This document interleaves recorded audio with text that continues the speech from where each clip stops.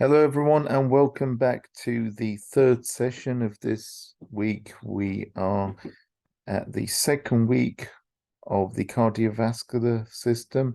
We're looking at engineering the cardiovascular system, and so far we've looked at the anatomy and biology behind the cardiovascular system. We've looked at the historical background and the models developed to describe the function of the cardiovascular system. We then moved on to the most recent view of the cardiovascular system. We looked at the fluidic circuitry, and during this week, we've started to look at diseases, and now it's time to look at various devices used in the cardiovascular system.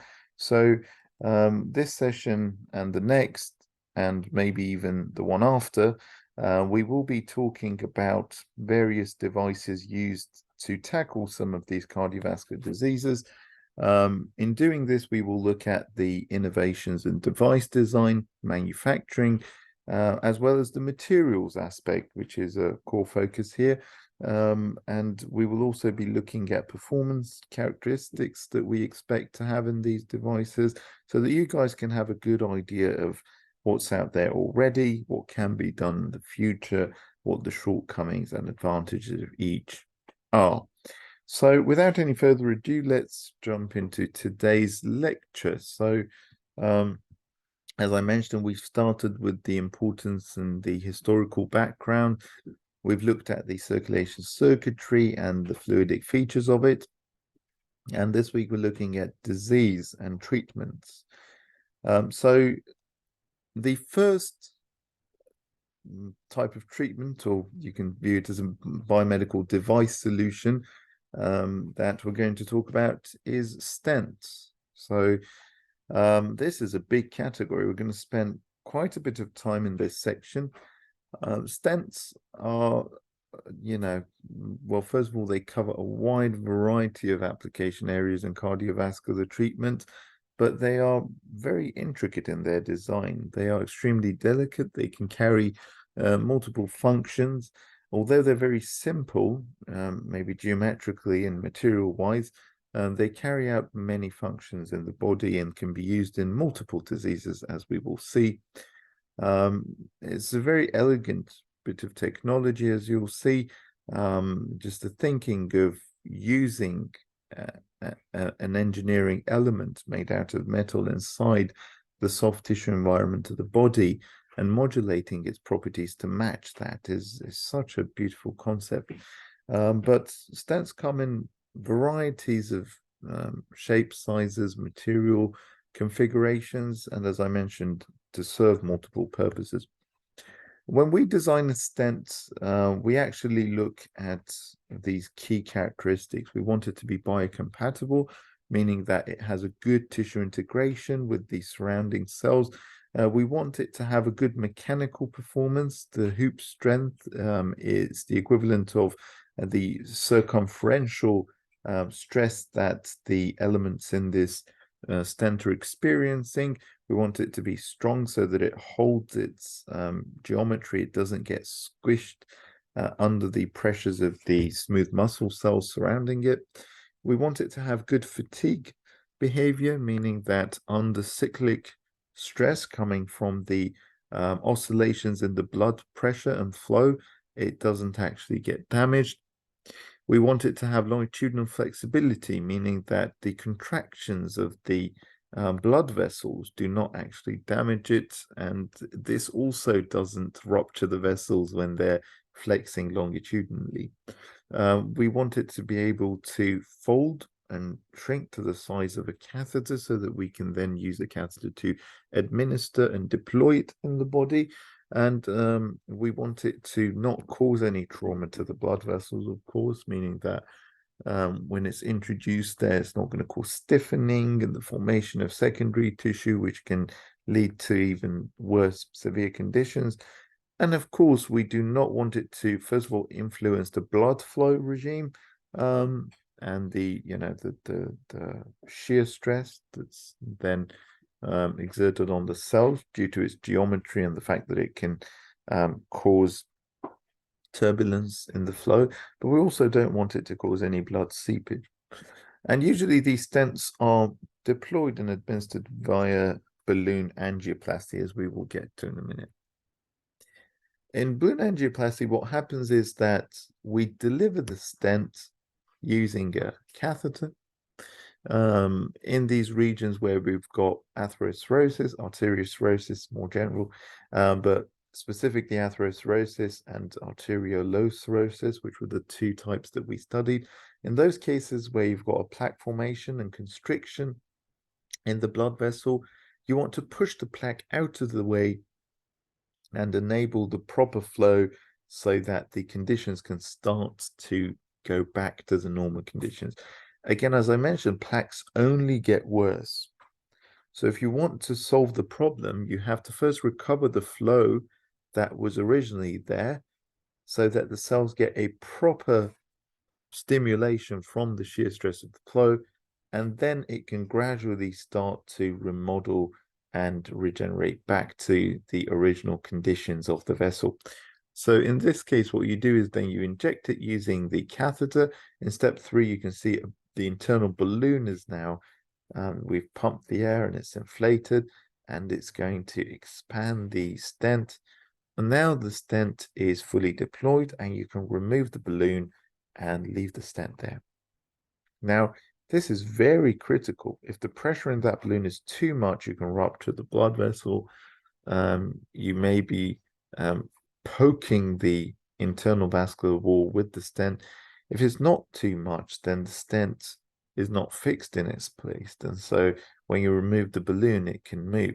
This is very critical that you find that proper pressure there. It's also very critical to make sure that you're choosing the right stent.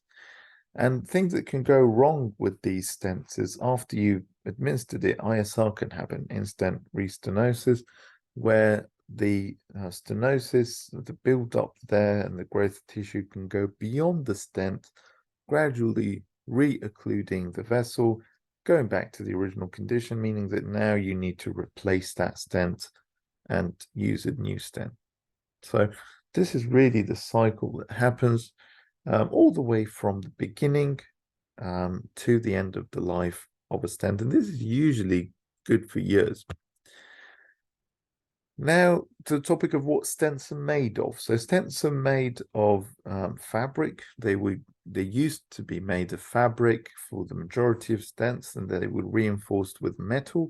This metal was usually stainless steel, some cases alloys of platinum, chromium, and cobalt chromium, and that produced enough strength to hold the vessel from collapsing, but at the same time to not constrict the flow and to integrate well with the tissue. Of course, these materials would stay there forever. They weren't degradable in any way. And that was when we started to think about making the materials more degradable. Now, bioresorbable stents and bioresorbable materials were introduced to stents for this very purpose. The initial ones we looked at were iron, magnesium, zinc, and alloys that could get gradually dissolved in the body under regular conditions. And then we looked at, non-metallic, more of a polymeric alternatives. PLA is a widely used implant material. We can actually 3D print it. It's useful for biomedical applications, and very readily you can use that in your projects if you're looking at biocompatibility. Polylactic acid can also get degraded, and it's bioresorbable. And what happens is it breaks down to lactic acid inside the body and under physiological conditions, and this molecule can be used in the body for metabolism. So it's perfect for this application. Now, what the problem is for these sorts of stents is that when they actually gradually get dissolved, they of course lose their structural integrity. And so it's really finding that transition point where maybe you have to make a replacement for them is really important. And then there are some special classes. We've got SMAs, which are shape memory alloys. And we'll get to that in a minute, but these are materials that can retain their original shape. So you can exert some sort of mechanical stimulation, and then putting them in a specific programmed temperature, they will go back to their original shape. And then we've got EPTFE, which we'll also study in more detail in a minute, which is, again, a very well-known polymer because of its non-stick performance, tetrafluoroethylene, and it's a polymer that we've studied before in the materials module that we had. And in all of these cases, we want to do significant fatigue testing. I don't know why this line falls here, but it's a good point to bring out. They usually do about 32 million beats a year in their simulations. So when they're trying to put these under compression in the lab, they actually, whether it's under compression, whether it's under cyclic, stretching or even expanding from the inside, they actually put it under quite a large number of cycles. But we'll get there as well. So the main categories are polyesters, fabric reinforced metals, metal reinforced fabrics, the SMAs, the shape memory alloys, as well as bioresorbable materials that can also be metallic or polymeric.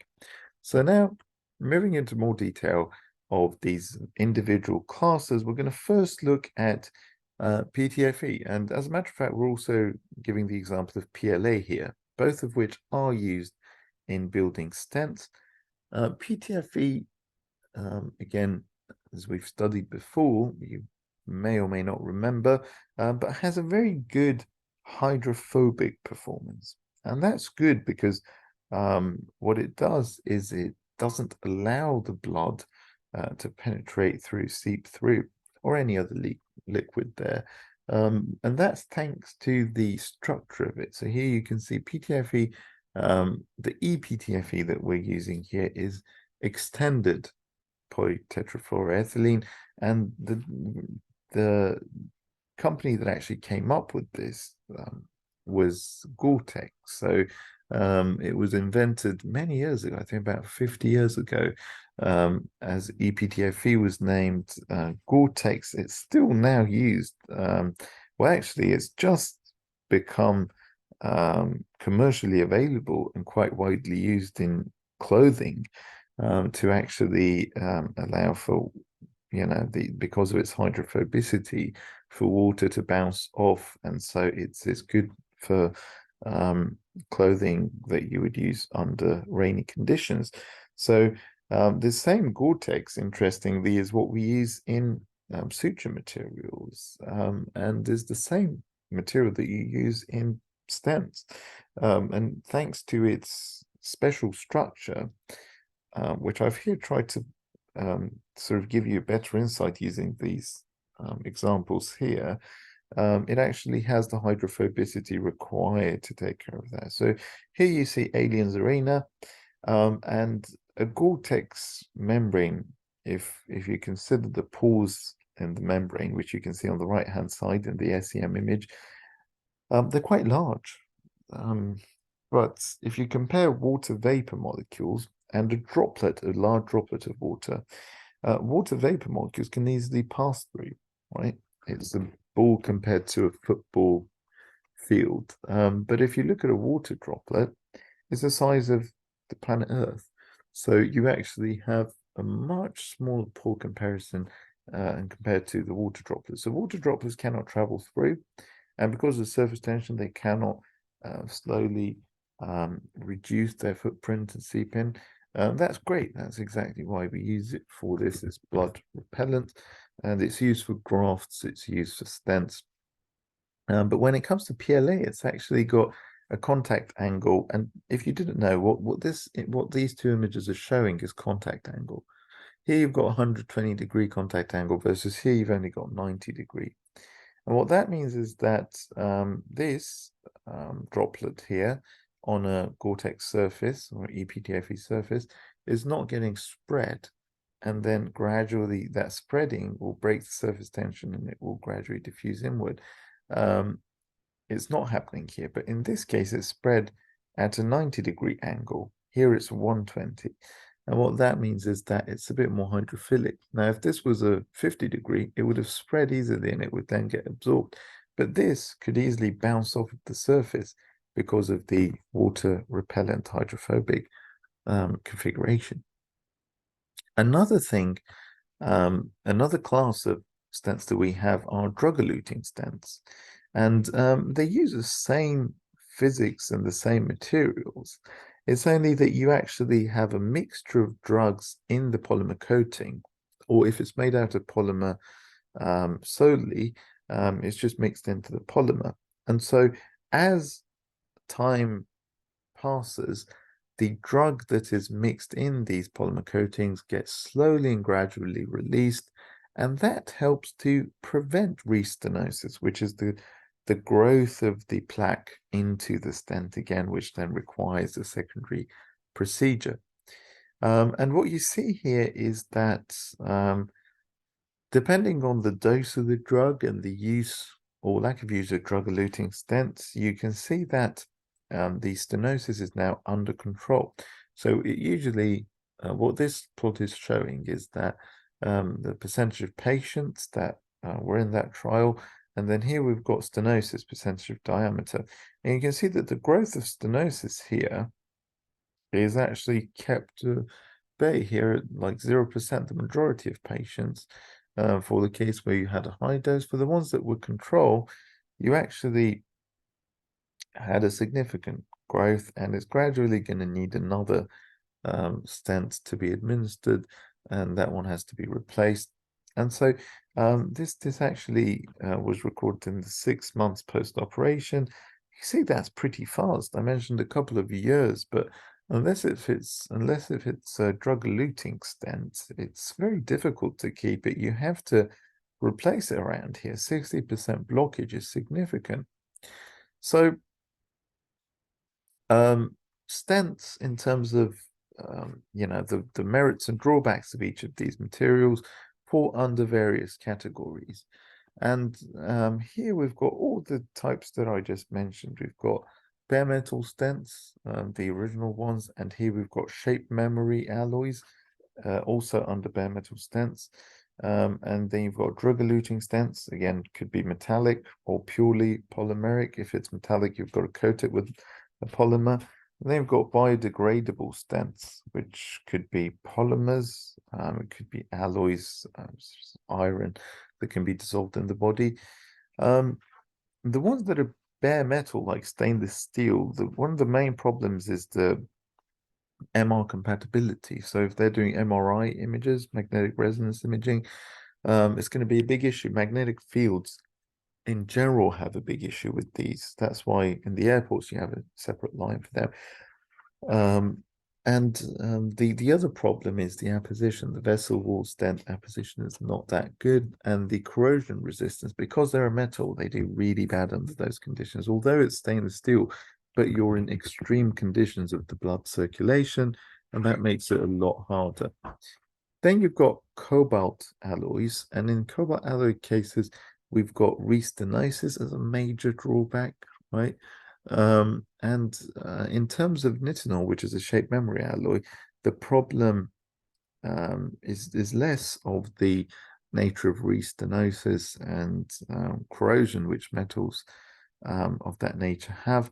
It has superelasticity and the shape memory property, but it has the issues associated with low radiopacity, meaning that radiopacity means that if you've got radiography, does it affect this? And it also has the issue of fracture, because these shape memory alloys and the cyclic processing, the temperature retaining their shape, and then going back under the mechanical stress to their original, to the secondary shape, and then back to the original, so on and so forth, can be very, very detrimental to these materials. And so if it happens quite often, they can start to fracture. There's various bits of information here, but I'm just highlighting the most important one. Drug-eluting stents, they're really good because they reduce restenosis rate, but they're bad because they actually stay in the body, right? They stay in the body quite long. They don't get absorbed like the bioresorbable, bioresorbable stents, and you can also have a late stage thrombosis in these cases. In the case of biodegradable stents, they have the benefits of evacuating the body after a couple of months, but the problems are the lower strength, a lot more compliant, and they can cause inflammation because they're not as friendly and as compatible with the body as some of those metallic ones and the drug-eluting ones. The magnesium and iron alloys can degrade a bit slower or faster than polymers. So in the case of iron alloys, they actually degrade too slow. In the case of magnesium, they degrade too fast, meaning that, it's not as, the timing that would be ideal is maybe a couple of years, right? But if they actually degrade after a few weeks, that's not good. What are we going to do? The lesion may have not been fully treated, so you have to have another procedure. And these are just a few of the merits and drawbacks based on clinical data from patients, and some of these they haven't even reached that stage, so they're still just doing animal experiments. But the fact that there are many more detailed issues, tiny bits and pieces that can go wrong, meaning that there's lots of room for improvement in each of these. As you can see, there's no best solution. Each have their own shortcomings and they have their own advantages, right? So shape memory alloys. We're actually now looking at a different class of materials similar to the hydrophobic ones. We looked at Gore-Tex, EPTFE. Now we're going to look at another special class, shape memory alloys, and nitinol was the one that we looked at. As you remember from the previous slide, it has a very good elasticity and shape memory property. We're going to now see why that is good at all. And the problems that it has is fracture and radio opacity, which is low. The way it works is that you basically can either heat it in bodily temperature conditions, or in this case here, it's just interesting for them to use dual heating by passing the current through. Resistors heat up when you pass current through. That's what they're using here to heat it up. And when you heat it up, it's actually changing its shape in this case. In the lower image, you can actually see that the spring, when it falls in a in the temperature regime that was its original design temperature, the program temperature, it retains its shape, so it goes back to the original shape that it had. And under mechanical stress, they're sort of putting it under a temporary deformation, which can then be recovered. So the original shape can be recovered when it goes back to the original temperature in hot water. So this is exactly the concept that we're using in stents. Now, how does this work? Well, first of all, we crimp it. And the way we do it is we usually stretch these stents, and they can take quite a bit of torture. We crimp them by axial elongation. When they're in the cross configuration, we are going to inject them using catheters. So we deploy them in the site, and then when the temperature gradually goes back to the bodily temperatures, they're going to start expanding. And this timing is really important. You've got to be careful where it doesn't expand before it's reached the site. So you've got to have a good idea of the temperature profile of these. And then once it's at the site, it naturally expands. So this is another way, apart from doing balloon angioplasty, this is another good way to extend and deploy the stent. And that's because they're made out of shape memory alloys, and they can actually go back to their original memory configuration easily, even if they've undergone some crimping and compression beforehand. Now, to choose a stent is a very difficult process, okay? We're not going to be at that point, but we're going to try and understand a little bit about that. These are very complex charts that the surgeons use to choose what sort of stent makes most sense. So far, you've also understood what can go wrong in these systems and what's good about each of these. So You can kind of select depending on what area, what region you're targeting, what sort of flow rate you have, what dimensions it has, whether you want long-term durability. In some regions, it may not be as critical as others. So you kind of have a loose idea of what the advantages of each are. We're going to look at this in a bit more detail. For now, I'm just going to stop the presentation here, and we're going to continue on in the next lecture. So you guys can take a quick break and we'll continue on. Okay, thank you.